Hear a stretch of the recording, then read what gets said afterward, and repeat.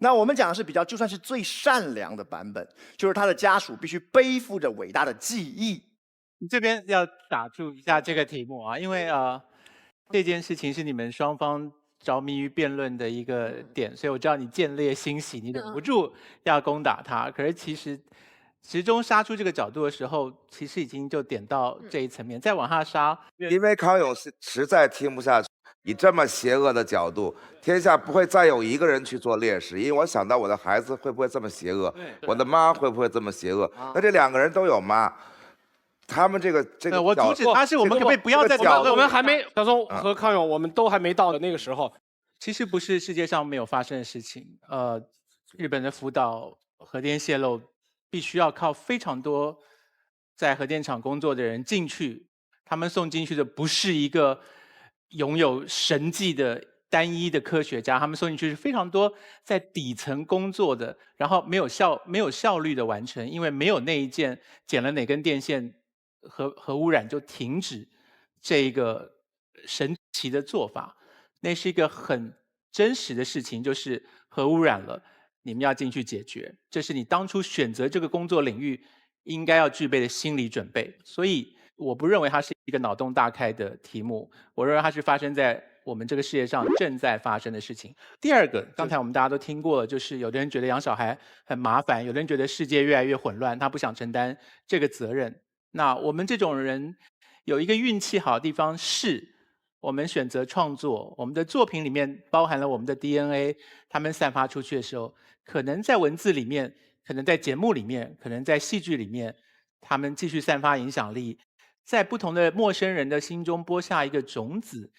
那个种子不是陈明你所说的他长得像我这件事情，那个种子是他想得像我，或者他分享了，他认同了我的想法。可是这不妨碍我寻找我自己存在过的意义。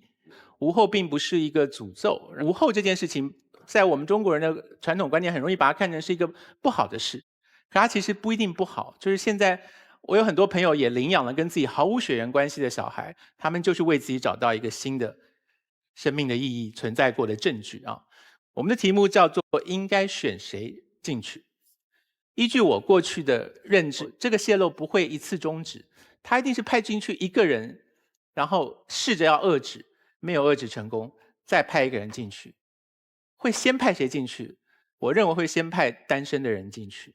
这个过程是一个很简单的社会全体承担负疚感、罪恶感的一个观感问题，就是你知道为什么福岛被派进去救灾的人，大家选择把脸转开，不要去看这些工人长什么样子，不要去阅读这些工人后来得了血癌之后的后果多么悲惨，因为社会承担不了这个罪恶感。就是我们面对巨大灾难的时候，我们常常承担不了那个自责的感觉，只好把脸转开。就是这是很残酷的事情，可是不是像马薇薇所说的，我们人类很健忘，我们是选择健忘，我们吃不消有人为我们牺牲了他的人生，结果我们还在这边吃冰淇淋、看奇葩说，过着我们小确幸的人生。所以做决策的人，他会比较倾向先选择波及最少的人。这个题目有值得讨论的空间，它提醒了我们，我们的幸福是靠着很多残忍的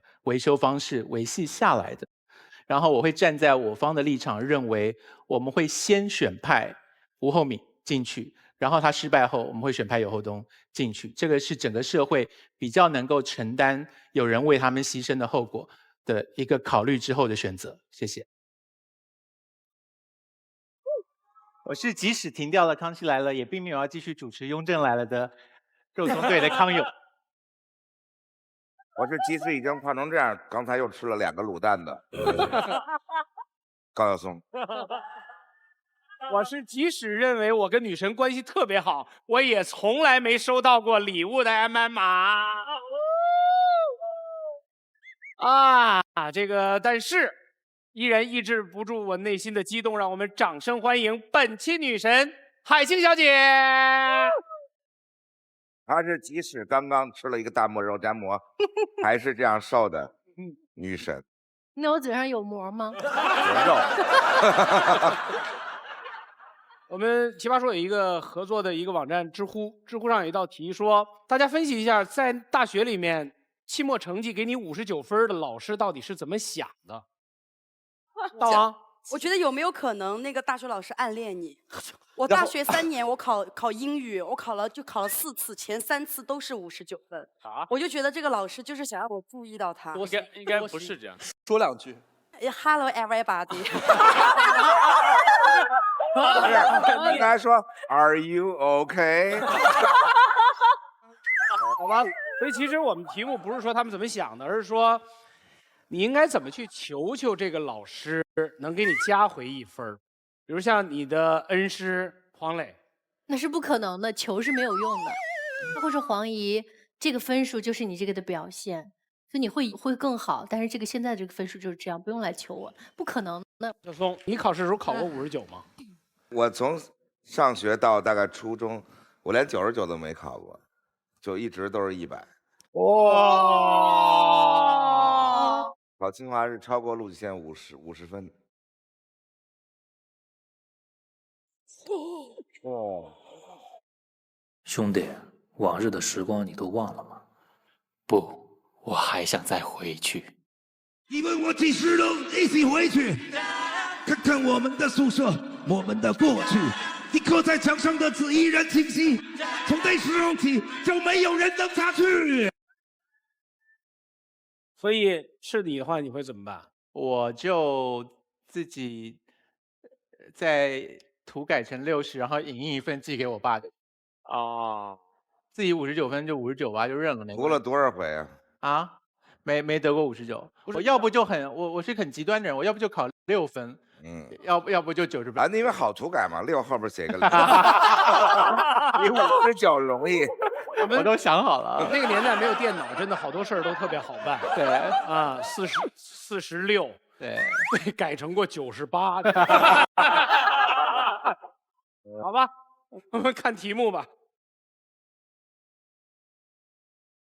紧急通知！紧急通知！奇葩星球核电站突然爆炸，核泄漏将在2个小时后对外扩散，覆盖星球。此刻，最顶尖的2位专家东博士和米博士已经做好了准备，他们都掌握着最高的科技，有绝对的把握堵住泄漏口。不幸的是，进入核电站就注定了要牺牲，没有生还的希望。2人均已立下遗嘱，自愿为奇葩星球的存亡付出自己的生命。东博士和米博士年龄相仿，水平相似，唯一的区别就是东博士已经建立了自己的家庭，有儿有女，米博士还是一个人生活，没有组织家庭。米博士愿意牺牲自己，东博士还要照顾自己的家人，东博士则希望能留下米博士，他真正的人生还没有开始。现在，作为奇葩议事会的议员，你们时间所剩不多，在2位博士之间商议出最后人选，拯救奇葩星球的重任就交给你们了。请立刻开始，这不是演习，请立刻开始。有后代的东博士和没有后代的米博士，该选谁进入核电站？终于你要对上胡建彪了。其实也不用终于了，我们对过好多次了。我倒是很期待有机会跟他对决。我要。对熟人其实反而有一种熟悉感。打过再说，了解你打得赢再讲。那就是比较想对陈明。那就试他吧。我怕我和他打的时候我会分心。你对他不要太凶，人家名媛。我可对我这个把控力没有足够的信心呢。我觉得相反，你会比较淡定。就是你对待他，你就一个和谐社会漩涡，一个宇宙互爱漩涡。感谢喝了就能愉快聊天的雅哈咖啡。废话就像头皮屑，消灭就用海飞丝。和快到让你飞起来的 vivo 手机的大力支持。这是一道非常烧脑的题目。奇葩说之所以会选择这么烧脑的题目，完全是因为我们有2个特别重要的品牌赞助了我们。其一是穿衣用有范儿，争取不犯二的时尚购物 APP 有范儿冠名赞助奇葩说，谢谢有范儿，谢谢。另外一个是国际扛饿大品牌伊利古利多燕麦牛奶，谢谢古利多。他们怂恿我们出了这么一道严肃的题目来跟大家辩论，题目是核电站泄漏需要牺牲1人去抢险，是该选有后的东博士还是无后的米博士？我们看一看现场100位观众，想一想，核电站出事儿了，一个人有孩子，一个人没孩子，谁去？有后东红键，无后米蓝键，请按键。第2赛段针锋相对，不行就退。本赛段共6场比赛，每场双方各派3名奇葩出战，进行3回合1v1较量。每回合以上一回合截止票数为起始票，胜负由跑票数决定，胜者有奖。整场比赛结束，总跑票数最多的一方获胜，胜方有大奖。败方将有1名奇葩被观众投票退下，做永远的2排议员。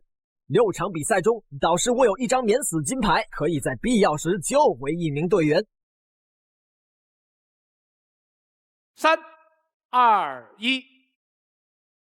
61人选择无后米，39人选择有后东。女神的选择，你现在有儿子这道题会让你格外的触动吗？是让我去吗？不是，你选一个人去。我觉得这题很难啊，很难，因为作为独立的人来说，每一个人都没有过完他的人生，不管他曾经有过怎么样，和未来有过怎么样。其实我选这道题，我选不出来。你是事故应急处理中心副主任，而主任已经去世。你干嘛顺手还害死一个主任啊？求你了，做个决定吧。那我去吧。你不能去，你是副主任。主任已经去了。我真选不出来。我吃卤蛋了。我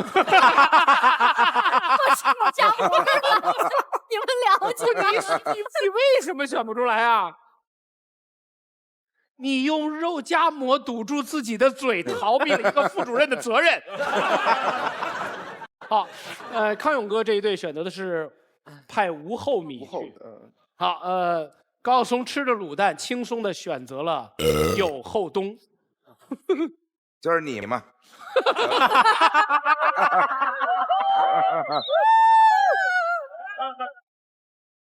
我的命运就掌握在一个爱卤蛋的人的手里。好吧，来，我们来看看双方1对1的阵容。田忌赛马，3、2、1，亮板。1、欧阳超对陈明，2、邱晨对姜思达，3、黄志忠对胡建彪。双方大魔王，祝愿你们2个同归于尽。是反方先开始吗？欧阳超。好。同志们，奇葩星球就要核泄漏了，核爆炸了，把摄影棚房顶掀翻，把马老师炸得插到白云里去。所有人都高被核辐射，得癌症。这么严重的后果，我们最该考虑的是谁能更圆满地完成任务，去多拯救几十亿奇葩的性命啊！虽然题目里面说有后东和无后米水平相似，那就是不同嘛。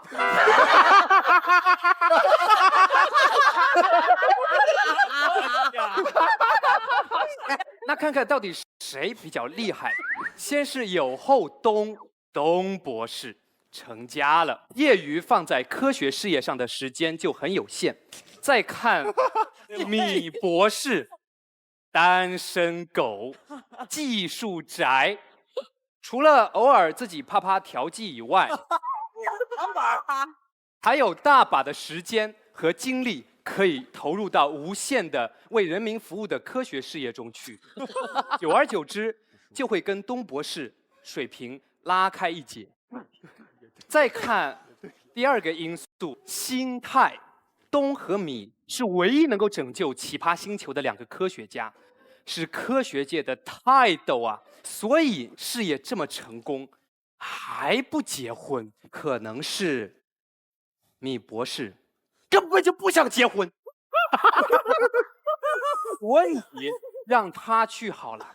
可以稍微的少一些顾虑，能够全神贯注的去完成这样一项比较伟大的任务。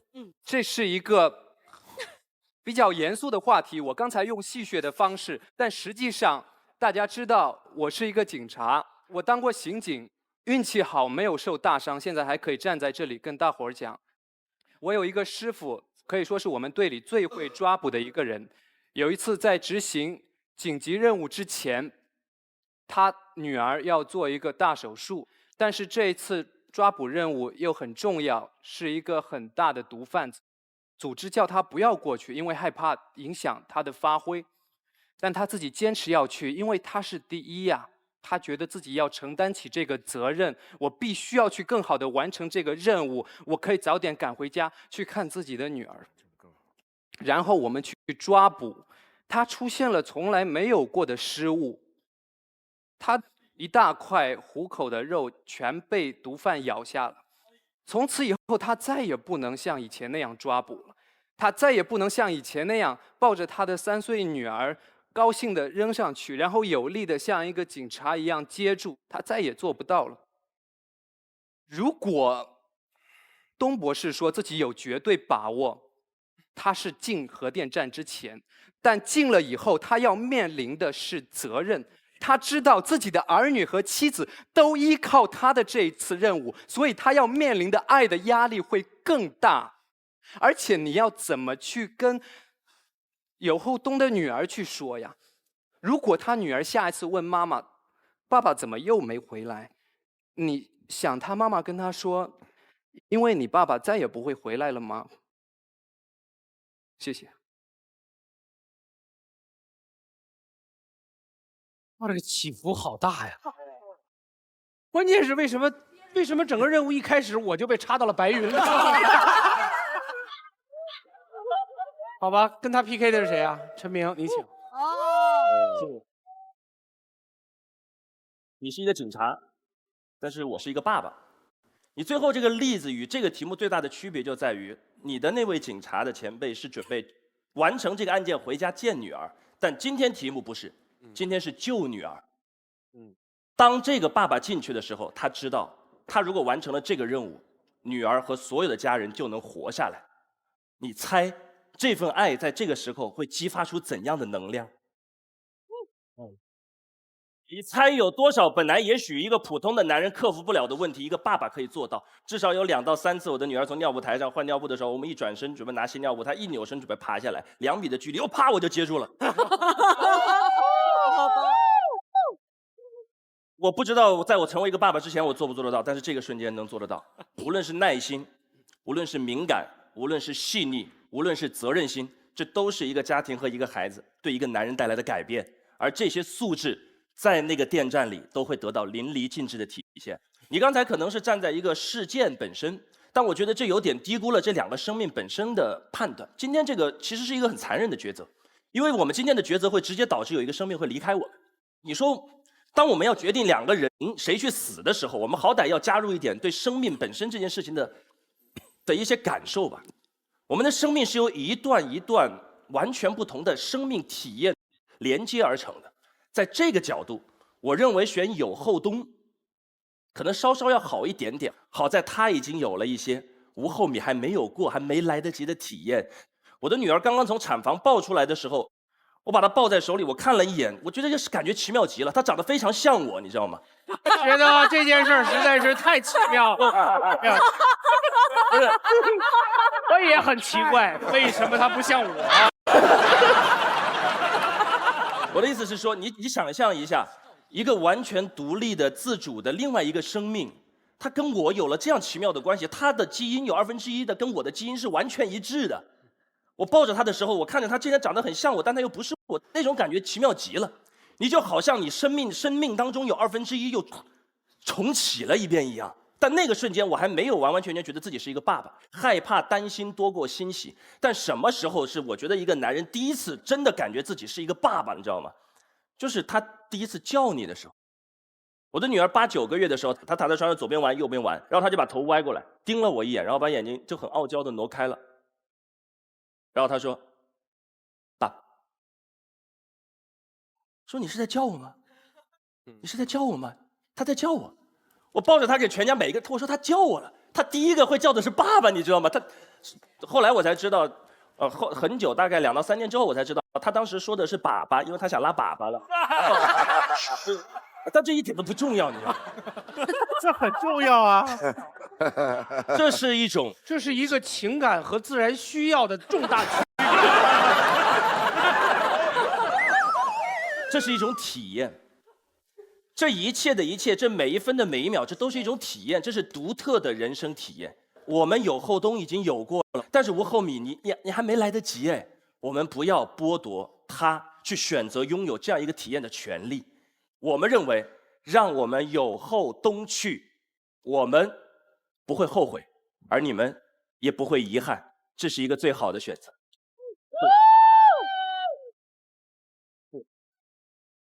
所以陈明真的是不是说站在宇宙中心呼唤爱，他是站哪儿都是宇宙中心。他站他女儿旁边，他也呼唤爱啊！来吧，七夕吧。陈老师你好，你好，你刚才就在说这个独特的体验是吧？独特的体验，你一直在描述自己多么爱女儿，我听了以后也非常的温馨，非常的期待。那么，如果在一个明明跟你有相同实力的人可以完成同样的任务的情况下，为什么你要抛弃自己的女儿而进去？你觉得女儿在接下来的成长过程当中，她会原谅你吗？我觉得会。如果说只有这一个人，只有你陈老师可以完成任务，那么他会说：“我爸爸是一个英雄。”但如果明明有另外一个人可以代替你去完成任务，他会怨你的。不，他会觉得爸爸是一个更大的英雄。对，不对。在这个时候，如果我不去，他是我一个人的儿子；如果这个时候爸爸去了，他是人类的儿子。这个地球上所有的人类都会铭记住他父亲为人类所做出的一切。所有的人类加起来都不如陈老师你给他的爱呀！对，父亲在我的心里一直像一个山一样的形象，是榜样的力量。陪伴是一种爱的方式，可是像一盏指南明灯，像一只北斗星一样指引着他人类的方向，也是一种爱的方式。好，你说，对。陈明获得29票，陈明说。好，第二队。哇，周晨。哎，好，那个听完了站在宇宙中心呼唤爱呢，我再一次深刻的感受到了一个道理，就是通常你站在宇宙中心呼唤爱的这种行为，其实内核是极度自私的。各位，你不妨跟我想一想，陈明说我们要把这个我认为非常美好的体验让给别人啊，可是你有没有想过，别人他到底要不要这个体验？你想一想，一个人有后，一个人无后，他们年龄差不多，关键体现了什么东西？可能那一个人就是没有那么想要有后，你知道吗？结婚生子对于有些人来说看似很难，可是你仔细想一想，这件事情一点都不难，只要你觉得它足够重要，重要的你可以放下你的身段，重要的你可以降低你的标准，你总可以做得到的。你没有结婚生子，同龄人都有了，你没有，证明了什么道理？证明了在你个人的价值序列里面，婚姻、家庭、后代并不是那个排在第一位的东西。你有更重要的东西要去追求。在这个时候，如果我们说我不让你去死的一个理由，只不过是为了让你体验那些你本来就觉得不重要的东西，说得过去吗？什么意思啊？什么意思啊？好，一个人他的价值序列里面，这个东西摆在后面，那什么东西可能在前面？他们是2位科学家，对不对？我们都知道，有很多人终其一生想要追求的梦想就是我要改变世界，我要造福人类。只可惜没有多少人真的愿意放弃这些世俗的幸福，放弃你所谓的这些不可以割舍的体验，全身心的投入到这所谓的梦想中去。这个吴厚米，他可能就是这么一个人。他就做好了这个觉悟，他不要妻子和孩子，但是他就要追求这样一个梦想。而且以前很可惜，个人的力量永远是非常渺小的。有多少科学家终其一生的努力，只能够在人类已知世界的边界上突破那么一点点，他只能在科学史上留一点点名，甚至都不能为众人所周知。可是这个时候，这个5米厚，然后他被梦想所选中，5厚米，5米厚好像是穷二代，对不起。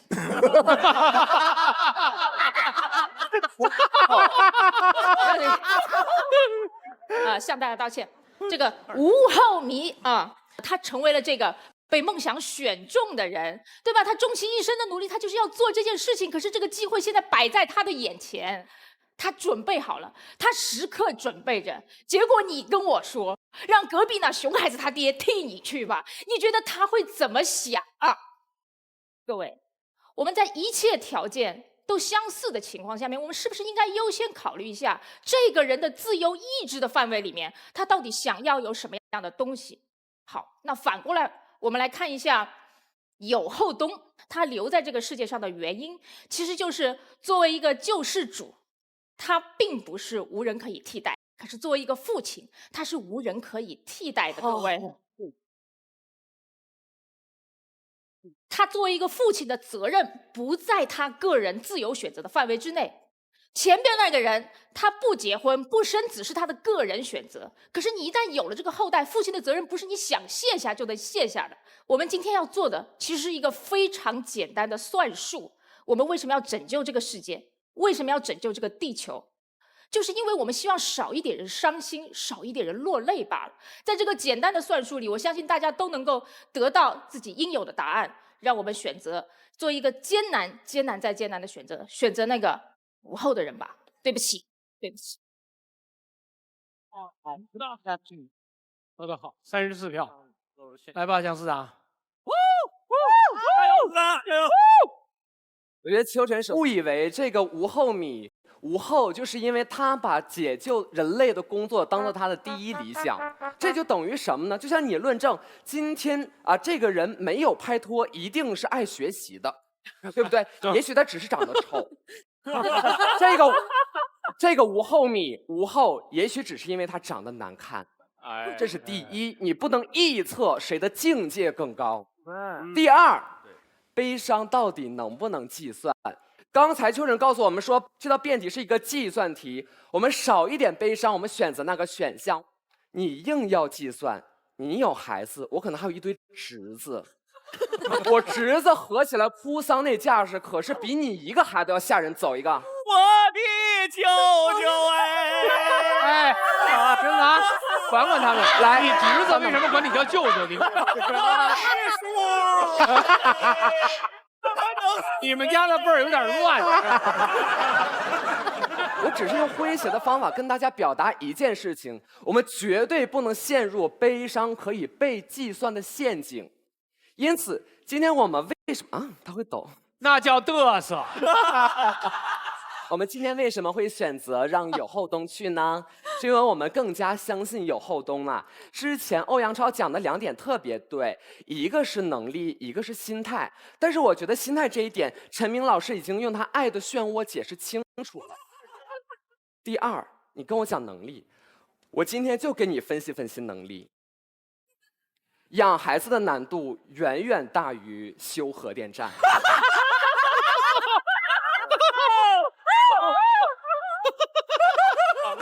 拿出世界上任何一座核电站，里面的噪音都不如小孩子的哭喊，知道吗？这2天在我们录制现场旁边，叫做全国青少年才艺大赛。什么叫大赛？旷日持久，选手无数，和我们住在一间宾馆里，在每一个我们想要备赛的夜晚，都能听到孩子隔着无数道房门传来的核电站的噪音断得了什么？而就当我们在脑子里无数次核爆的同时，他们的父母就站在小孩旁边，充耳不闻，全然习惯了。我想说明一个问题：养过孩子人，他的适应能力和心理素质是我们没有养过孩子的人不知道的。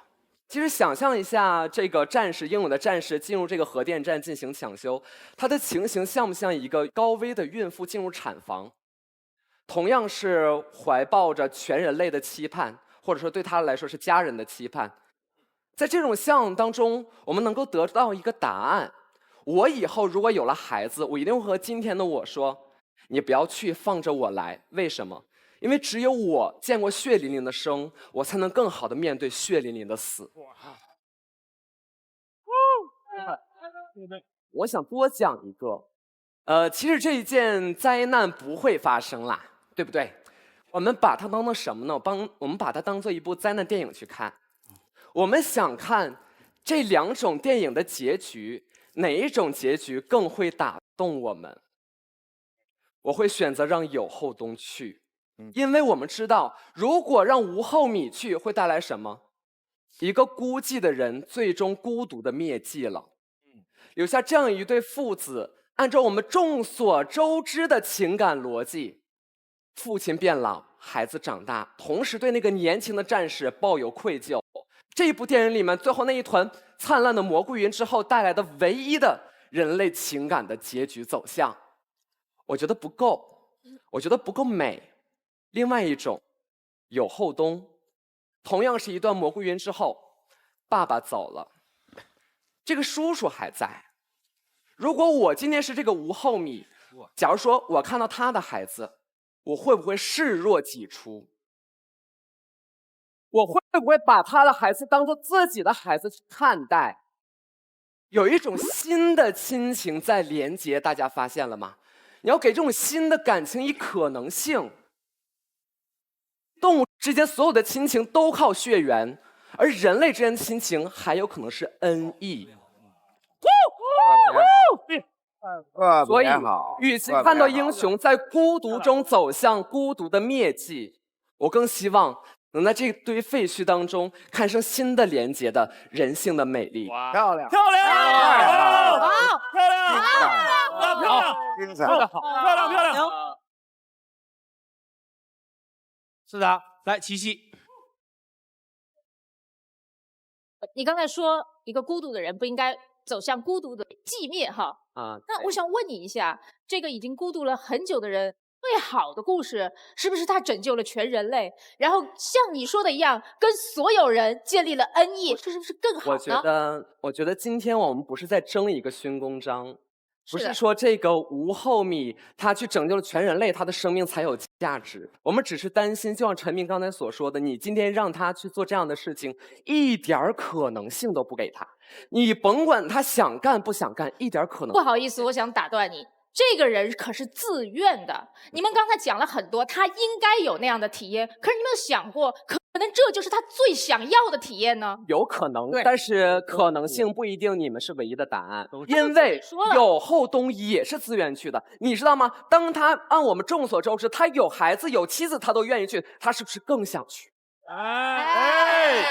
你有没有孩子，要不要孩子，纯属自由意志选择的范围。对，可是父亲的责任在你自由选择的范围里面吗？我觉得在。我觉得我们既然从来在这个舞台上不讲自己应该被父母的生命绑架，我们也不一定要被孩子的生命绑架。那你说的特别好，这是这个人的选择。可是我们作为旁人，我们应该允许他这样子的选择吗？我们是不是也应该承担一点点的责任去劝阻他呢？我们可以劝阻他，如果他坚决要去，放他去，我们尊重他。现在我只想跟大家说，现在有2个人，一个是自由选择，一个我们有责任有义务去劝阻他，选哪个一目了然。谢谢。好，对。正方姜思达胜出。哎，祝贺你！我们第3段是黄志忠老师开始。哇！天哪！这是一个脑洞题，它不会真的发生，所以其实大家气氛其实不用可以那么凝重，因为它不会真的发生，你们也不用真的做决定，所以不会。这个题目其实不残酷，而且更大的好消息是，看到题目没有？像前面都讲了，他们2个都是自愿去，不用有道德压力。2，他们都有决定性的把握，可以解决问题。所以其实你要知道，做决策很好玩，往往做决定的时候都是有一些很琐碎的理由组成的。陈明刚才讲的很好啊，如果让一个有后的人去，他老爸死了，他是人类之子。哎，我们今天也就是说，我们换一个角度来看，我们今天是在辩论谁当烈士，这还不是个普通的烈士，不是个普通的英雄。他老爸是救了全世界的，他是全球的英雄。我们来看这个人类之子会得到什么待遇？你老爸救了全世界，是不是？你数学只考20分。你老爸救了全世界啊！你怎么做2个伏地挺身就不行了呢？伟大的死亡，往往是一个伟大的阴影。而且我刚刚这样讲，还是比较好一点的版本。要不要听差一点的版本？我老爸救了全世界，是不是？我欺负了女同学，怎么样？你觉得我可以做什么？你打我啊！我做了坏事，你枪毙我啊！让我那个英雄老爸绝后啊！哇！人类之子是我们从未想过的一种特权，你懂吗？是我们从来没有想过的一种特权。这个小孩子如果个性是温良，他会被欺负；如果是强悍的，他欺负人。因为正如陈明所说的，他老爸死就是要你们全人类怎么样疼他。轮你疼我了吧？轮你疼我了吧？他老妈呢？我问你啊，一个人类英雄的遗孀该是什么模样？能不能想象到那种烈士先烈的遗孀？我最多的想象力就在范甜甜身上。甜甜姐给一个，我不会演。来，甜甜姐，你给一个烈士遗孀的模样。这个一定要有一个圣母光环在旁边。当当，这个维尼太开心了吧？那么开心，怎么会是烈士遗孀呢？端庄。来听我讲，一个烈士的遗孀，他能不能再去找第二春呐？谁敢追呢？谁敢追呢？真的吗？他的岁月会过去，可他必须保持他的端庄跟凝重，因为烈士遗孀不只是一个身份，它是一个形象嘛。他的小孩这辈子最大的成就叫做我的爸爸是东东，他的孙子这辈子最大的成就叫我的爷爷是东东，他的小孩的工作叫做写东东回忆录记录我所认识的东东，我没来得及认识的东东，我没来得及认识的东东，眼袋之前的东东。快了，我跟你讲，因为他逃不掉。对，勋章闪亮而灼热，它不是只戴在你爸爸下葬的时候那个衣冠冢的那个服装上，你们全家都得给摆出个样子，你懂吗？你得摆出个样子。当然你说可以啊，我们其实不会这样对他们的，那是你这样想，不是的。真实社会比我们想象的还荒谬，懂我意思吗？这场比赛我们在辩论什么？再说一遍，你们不会真的遇到这种事，也不用有那么多的压力。今天不是个道德审判，我们只是很有趣的再去想，这个题目里头有什么样的可能性。对，我们在想什么？我们在想的是，谁能承受得起伟大的死亡？我们今天找个吴厚米去，从某种角度来说，也是在减少伤害，你知道吗？就让这个铜像就在这边吧，不用他儿子每年来剪彩。伟大是一种诅咒，伟大的第一次光辉而灿烂，伟大的第2代、第3代、第4代，我们走不出这种伟大。你们不放过这种伟大，你不放过这种伟大，因为它叫人类之子，放过这种伟大。好。太棒了！这是我记得的一次赢得的最多票数，48票。48哦， 8票。好帅！吴建彪，是谁不放过这种伟大？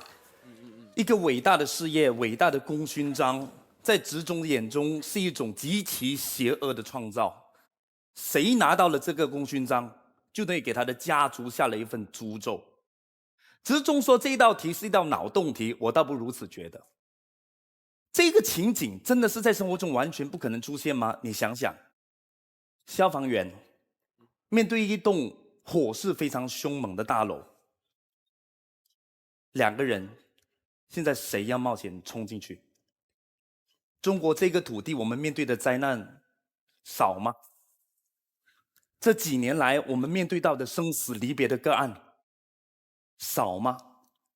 面对抉择由谁牺牲的时刻，真的那么少吗？这是在谈生命的价值跟生命质量的问题。一个人的生命是不是有哪一些经验是我们真的不应该错过？但是我觉得除了生的抉择，还有另一方面的抉择。这个这么伟大的人，怎么样才是一种更理想的死法？我不懂你们有没有想象过，就是你会死，你将死。我想其中一个我们心中还有那个愿望是，我死后假设我在天有灵，起码应该要有人记得我吧。这个记得我还不仅仅是作为一个伟人般的存在让后世歌颂，有没有人记得我作为一个家人的背影，让我这个背影传承下去？有没有？这么伟大的一个人，他不应该只是停留在说 no， 只是一个冷冷的一个墓碑。如果是我去死，我起码希望我的事迹有我的亲儿子告诉我的亲孙子，我希望他记得我。反过来换一个视角想，对于这么一个伟大人的离去，我们也总希望他留下一点什么吧。我不懂你们有没有经历过葬礼，我自己经历的是我的亲奶奶，我生老病死很正常，那一切家属的情绪也很正常，但是最让我揪心难过的是什么时候？就是那个棺木缓缓推进去的时候，门即将关上那一刻，我的其中一个姑姑奶奶的女儿突然间喊了一声娘。一个这么你最挚爱的人即将离去的时候，你希望他能够给你留下点什么东西？他应该留下点什么东西？一个这么伟大的人，我会觉得他会值得一个更好的离开的方法。以上。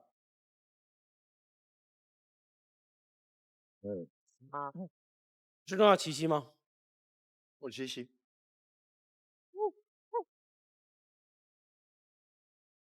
来，建彪，是，问你几个问题。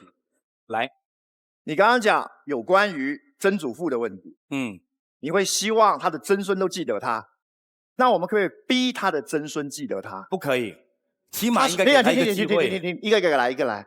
这里头就是我们刚刚讲的一线之隔。我们多么希望他的曾孙能记得他。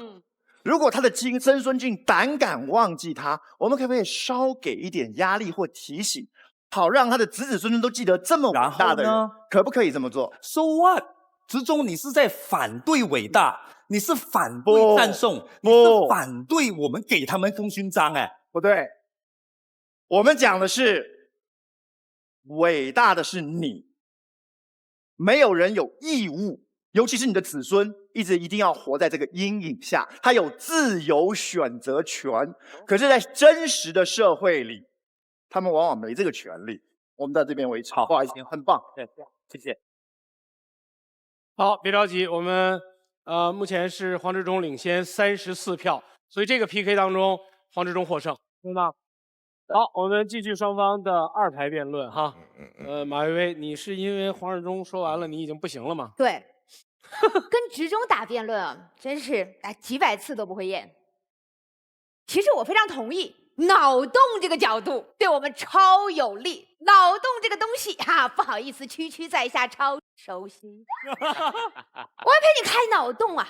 你说他的子子孙孙的个人自由意志选择会遭到限制，不对呀，志忠，你刚才举例的时候，我爸是人类之光，我是人类之子，我自由选择超自由所以你的第二点立论跟你的第一点立论是矛盾的。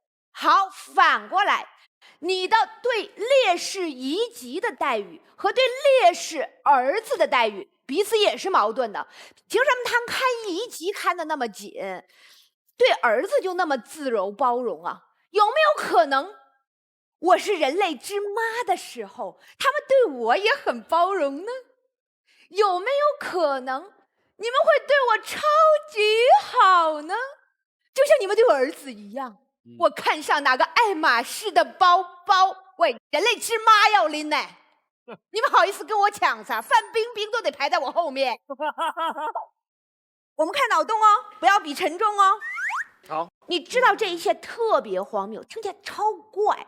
我们回归现实，你把伟大看得太重了之中，你认为伟大是生命不能承受之重。其实我告诉你，对于伟大，人类这种善忘的动物是特别举重若轻的。孔子有后代吧？这么多年，没见他们谁干坏事儿，没见他们谁不堪心理压力，从而变成了一个不正常的人。可是也没有见谁给他们特别的待遇。人类很善忘的，他最后会记得伟大本身，而忘记了这个家族。同时，我还告诉你，我们要记得的是伟大这件事儿。我们真正记住这件伟大的事儿之后，人类需要或真正会做的事儿是什么？改善制度啊，让以后的核电站不会再泄漏啊。现实生活是这样的之中。来，这个我先讲一下，你刚刚那个其实也是矛盾的。一，如果去救这件事情真的很伟大，才会有我们刚才两边的讨论嘛。如果它根本不伟大，其实你们也没有必要执着一定要派那个所谓的有后的人去，好让后人记在他记得我祖父做什么，因为这根本不伟大。你在越讲它不伟大的时候，就变成是什么？派谁去都可以，因为这不是件伟大的事，没有什么好伟大的，对不对？只是刚好你在那边当班。如果是这样，那也很简单，那解决方法就是谁的抚恤金比较低，对不对？因为这一个不伟大的事情，就是用一个最现实的方法来衡量。如果它是一件伟大的事情，才会有我们刚才从陈明开始，一直到思达，一直到建标这个一连串的争论。而这个争论，我们讲的是两个版本的故事。第一种版本叫做，我们要么就塑造了前所未有的大特权，那个大特权可以是他那个儿子，也可以，当然也可以是他老妈嘛。那我们讲的是比较，就算是最善良的版本，就是他的家属必须背负着伟大的记忆。这边要打住一下这个题目啊，因为这件事情是你们双方着迷于辩论的一个点，所以我知道你见猎欣喜，你忍不住要攻打他。可是其实时钟杀出这个角度的时候，其实已经就点到这一层面，再往下杀。因为康永实在听不下去，以这么邪恶的角度，天下不会再有一个人去做烈士。因为我想到我的孩子会不会这么邪恶，我的妈会不会这么邪恶？那这两个人都有妈。他们这个我阻止他是我们可不可以不要再讨论？我们还没，小松和康永，我们都还没到那个时候。我能替我父亲说一句话？好，你父亲怎么了？他就是这样啊。我爸就是，但他确实是一个伟人，在我们那里的话也受到各种关注。我就想说一句话：今天为什么一定要是有后东去？很简单，他不仅仅是在就拯救世界，他是在给他的孩子在做个榜样，他是在告诉自己的孩子。将来有一天，如果也有类似的事情的时候，我也希望那个是有孩子的你能去真正踏出一步。我如果作为吴厚米，我会告诉那个孩子，你的父亲是个英雄，他不仅拯救了世界，最关键的是他也拯救了我。谢谢。好，我们到这儿，康永哥开始。其实不是世界上没有发生的事情，日本的福岛核电泄漏必须要靠非常多在核电厂工作的人进去，他们送进去的不是一个拥有神迹的单一的科学家，他们送进去是非常多在底层工作的，然后没有效率的完成，因为没有那一件剪了哪根电线核污染就停止这个神奇的做法。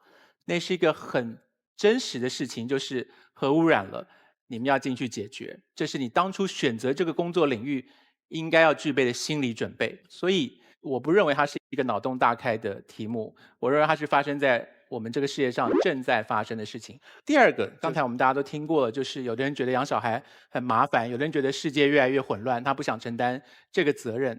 那我们这种人有一个运气好的地方是，我们选择创作，我们的作品里面包含了我们的 DNA， 他们散发出去的时候，可能在文字里面，可能在节目里面，可能在戏剧里面，他们继续散发影响力，在不同的陌生人的心中播下一个种子。那个种子不是陈明你所说的他长得像我这件事情，那个种子是他想得像我，或者他分享了，他认同了我的想法。可是这不妨碍我寻找我自己存在过的意义。无后并不是一个诅咒，无后这件事情在我们中国人的传统观念很容易把它看成是一个不好的事，可它其实不一定不好。就是现在我有很多朋友也领养了跟自己毫无血缘关系的小孩，他们就是为自己找到一个新的生命的意义存在过的证据啊。我们的题目叫做应该选谁进去。依据我过去的认知，这个泄露不会一次终止，他一定是派进去一个人，然后试着要遏制，没有遏制成功，再派一个人进去。会先派谁进去？我认为会先派单身的人进去。这个过程是一个很简单的社会全体承担负疚感、罪恶感的一个观感问题。就是你知道为什么辅导被派进去救灾的人，大家选择把脸转开，不要去看这些工人长什么样子，不要去阅读这些工人后来得了血癌之后的后果多么悲惨，因为社会承担不了这个罪恶感。就是我们面对巨大灾难的时候，我们常常承担不了那个自责的感觉，只好把脸转开。就是这是很残酷的事情，可是不是像马薇薇所说的，我们人类很健忘，我们是选择健忘，我们吃不消有人为我们牺牲了他的人生，结果我们还在这边吃冰淇淋、看奇葩说，过着我们小确幸的人生。所以做决策的人，他会比较倾向先选择波及最少的人。这个题目有值得讨论的空间，它提醒了我们，我们的幸福是靠着很多残忍的维修方式维系下来的。然后我会站在我方的立场，认为我们会先选派吴厚敏进去，然后他失败后，我们会选派尤厚东进去。这个是整个社会比较能够承担有人为他们牺牲的后果的一个考虑之后的选择。谢谢。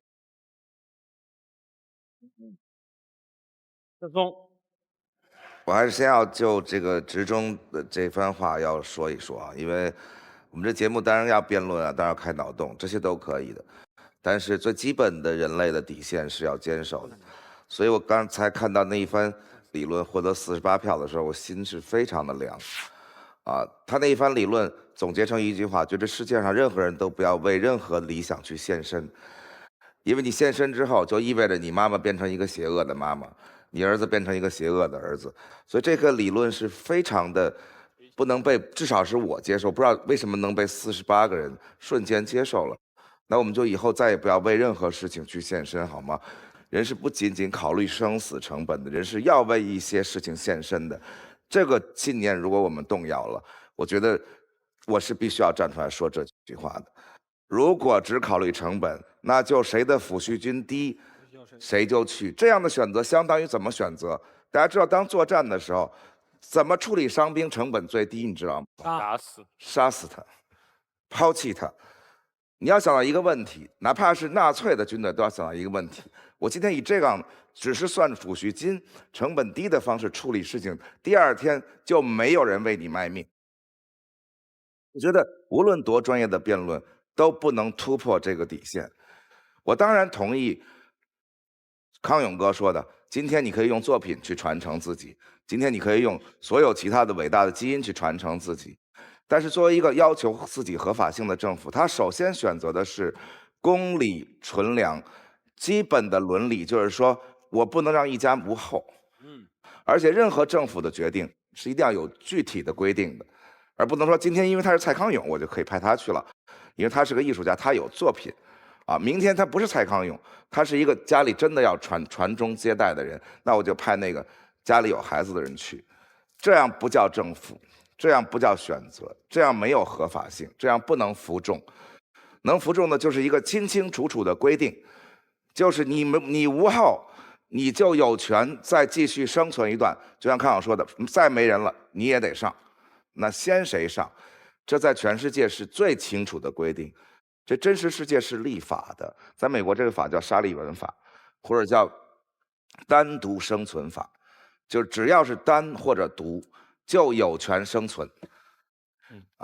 当伟大来的时候，大部分人都说我愿意去，我宁可我孩子成为邪恶的，如果他真的能成为邪恶的话，我愿意去献身。那选择谁去是这道辩题，那一定是选择有后东去。谢谢。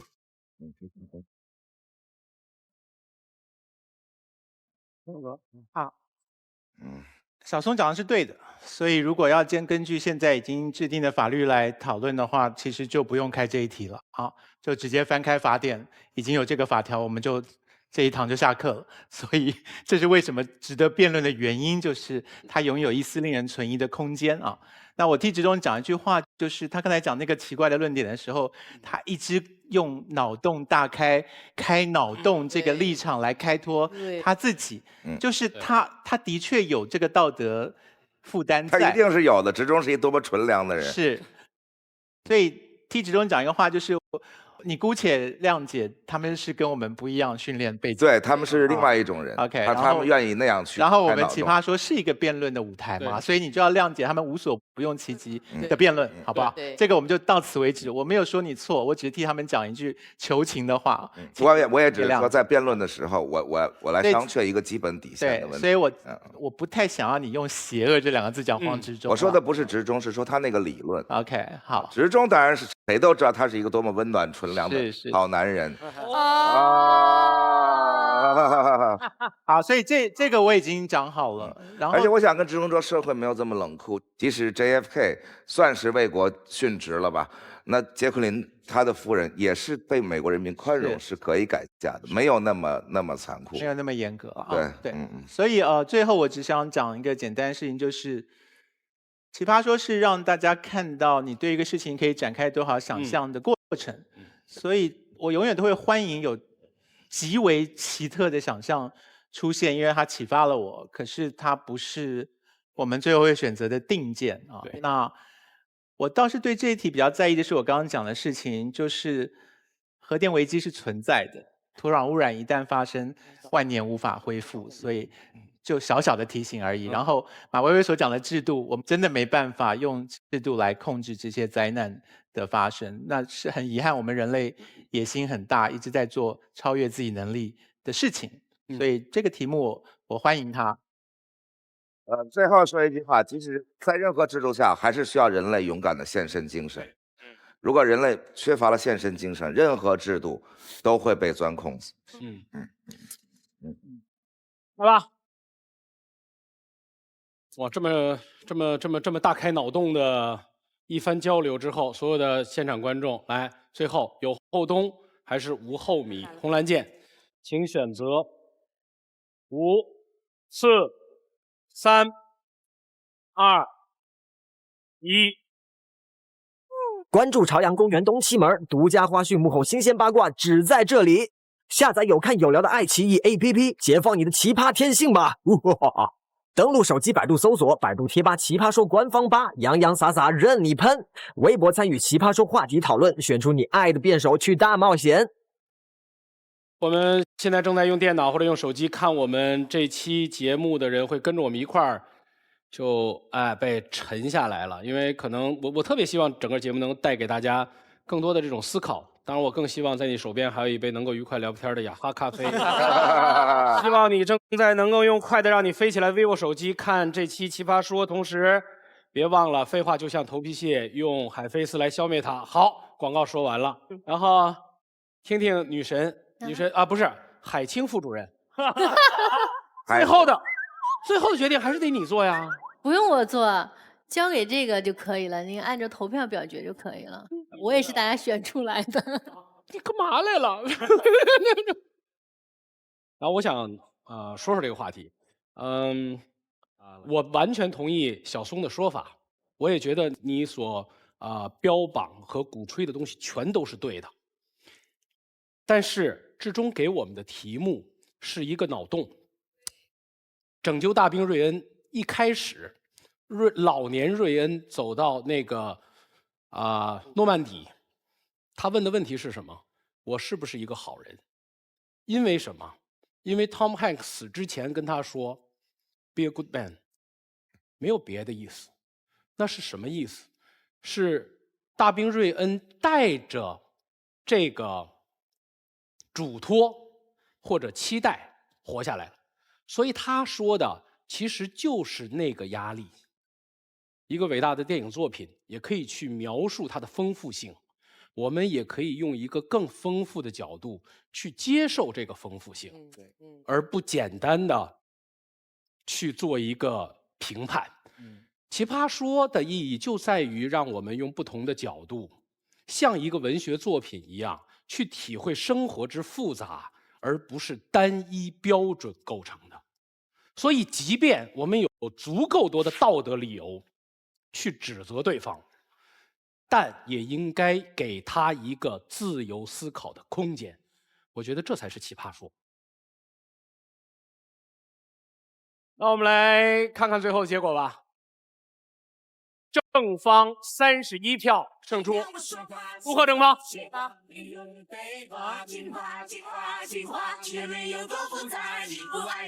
我们就欢声笑语当中把今天的钱发了吧。中10万，4打1万，人民1万，然后来，感谢伊利古里多燕麦牛奶提供的国际抗饿基金，祝贺正方。好，正方请坐，反方也请坐。我们要从反方的3位当中把1位请到2排去，由现场所有的观众来决定。来，欧阳超请起立。洪建选择赞欧阳超，请按键。58票。邱晨，请按键。85票。来，黄志忠，请按键。好，84票。那么欧阳超会退回到2排。谢谢今天的女神，谢谢穿衣用有范儿，争取不犯二的时尚购物 APP 有范儿冠名赞助奇葩说，再见。我觉得应该可以表达得更好，那我觉得，很可惜。我们应该要让很多人能够安心当烈士，是因为这是一个很难选的问题，非常难选，就因为你还原到每一个人都是一个个体。如果我们永远只讨论我们眼前的事儿，而不讨论诗和远方的话，那这个节目就显得太单调了。所以我们有时候说说近前，有时候说说诗和远方，没有任何坏处。